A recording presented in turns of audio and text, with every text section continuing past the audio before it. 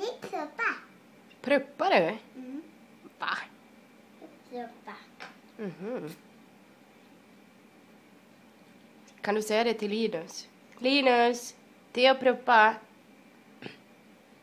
Vart är Linus? Linus. Åh nej. Åh nej. Åh nej. Åh nej! Vad hände?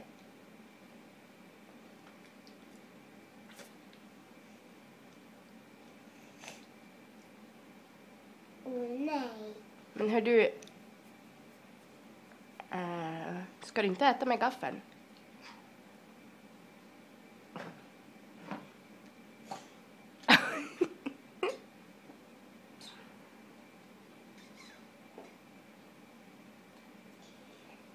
Vipo, bibo, bibo.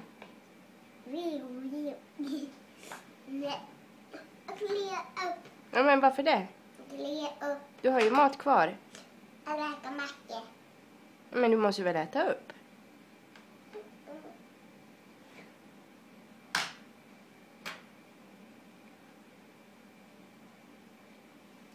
Nu är det mätt i magen.